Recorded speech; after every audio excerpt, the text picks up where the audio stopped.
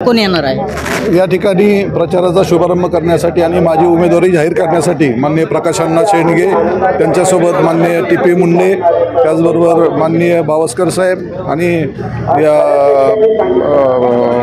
अनेक नेते कार्यकर्ते दौंड तालुक्यापासून बारामती लोकसभा मतदारसंघातील नेते मंडळी या ठिकाणी उपस्थित आहेत. खऱ्या अर्थाने आता नंदन भाऊजे या ठिकाणी विरोधामध्ये आहे. तुम्हाला मोठं आव्हान असणार आहे. कशा पद्धतीने आव्हान पेलणार आहे? नाही, माझं भांडण हे नंदन भाऊजांच्या भांडणाशी तुम्ही जोडू नका. माझं भांडण आहे ते बारामती लोकसभा मतदारसंघातल्या प्रश्नांशी. गेल्या 40-35 वर्षामध्ये ज्यांच्या ताब्यात ही सत्ता आहे त्यांच्याकडनं हे प्रश्न सोडवले जात नाहीत. मग सर्वसामान्य जनतेने काय नंदन भाऊजांची भांडणच ऐकत बसायचं का?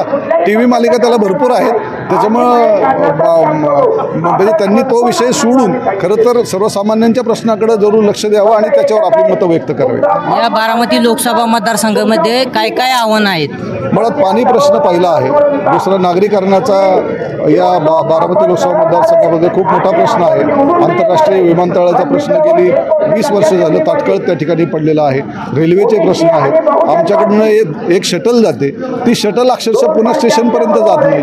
ही दुरावस्था आहे. दौंड शहरातून सुटलेली, दौंड स्टेशनहून सुटलेली रेल्वे जर हडपसरला जाऊन थांबत असेल आणि हडपसरहून नोकरी करणाऱ्या माणसाला त्या ठिकाणी रिक्षा करून जायचं म्हटलं, स्वारगेटला जायचं असेल किंवा पुण्याच्या मध्यभागात जायचं असेल तर 200-250 रुपये रिक्षाला खर्च करावा लागतो. म्हणजे हे छोटे प्रश्न सुद्धा जर खासदार म्हणून आपल्याला सोडवता येत नसतील तर मग कशा अर्थानं सर्वसामान्य जनतेने जायचं कोणाकडं? पाण्याचा प्रश्न असेल, आज जवळजवळ 300-350 गावांमध्ये पाण्याचा अतिशय भीषण प्रश्न त्या ठिकाणी आहे. सर्वसामान्य जनता गुरंढोरं हंबरत आहेत आणि त्यांच्याकडे लक्ष द्यायला कुणालाही वेळ नाही.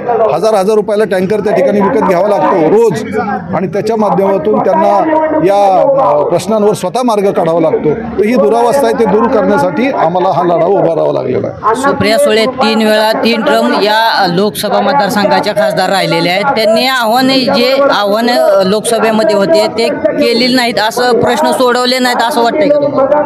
नाही, मुळात खासदारांनी प्रश्न सोडवले किंवा नाही सोडवले हा आपण नंतरचा भाग मानतो, परंतु त्यांच्या कुटुंबामध्ये या महाराष्ट्राचं संपूर्ण नेतृत्व होतं, राज्याची अर्थसत्ता त्यांच्याकडे होती.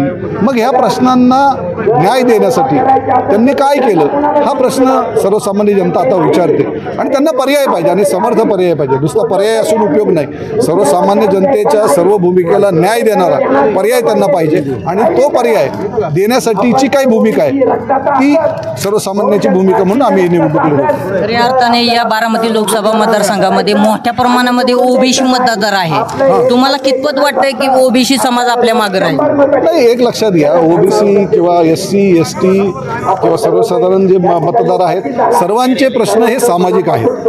त्याच्यामुळे सामाजिक आरक्षणाचा मुद्दा तर या बारामती लोकसभा मतदारसंघामध्येच नाही, संपूर्ण महाराष्ट्रामध्ये त्या ठिकाणी आहे आणि त्यांना समान न्याय देणं ही संविधानाची जबाबदारी आहे, राज्यकर्त्यांची जबाबदारी आहे, शासनाची जबाबदारी आहे. परंतु ती जबाबदारी पार पाडत असताना या दोन्ही समाजामध्ये दुही पण पसरणार नाही याची काळजी घेण्याची खंबीर भूमिका ही तर या सगळ्या प्रस्थापित मंडळींनी घेणं गरजेचं होतं. परंतु त्यांनी त्याच्याकडे दुर्लक्ष केलं आणि त्यावेळेस अतिशय आळीमेळी गुपचूप अशी भूमिका घेतली आणि त्याच्यामुळे दुर्दैव असं या महाराष्ट्राला पुरोगामित्वाचा आरसा दाखवण्याची ज्यांनी आतापर्यंत भूमिका घेतली त्यांनीच ती ऐनवेळी आरसा झाकून ठेवला आणि नको ते आरसे समाजापुढे उघड केले आणि म्हणून ही सामाजिक दुरी आज तुम्हाला या ठिकाणी जाणवते. बारामती लोकसभा मतदारसंघातील मतदारांना काय आव्हान कराल? मतदारांना मी 2च गोष्टींचं आव्हान करेन. सत्ता ही संघर्ष करून मिळवताही येते, टिकवताही येते, वाढवताही येते, त्यातनं संपत्ती कमवता येते. हे चित्र तुम्ही आजपर्यंत बघितलं.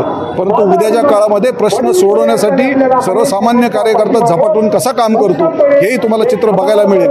हे मला मतदारांना सांगायचं. आपण पाहू शकतो या बारामती लोकसभा मतदारसंघामध्ये आता नंदन भाऊजेचा सामना जरी रंगणार असला तरी आता या ओबीसी बहुजन मोर्चाच्या माध्यमातून देखील आता उमेदवार उभा राहिलेला आहे. यामुळे या बारामती लोकसभा मतदारसंघामध्ये आता तिरंगी लढत पाहायला मिळणार आहे. नवनाथ बोरकर, जय महाराष्ट्र, दौंड.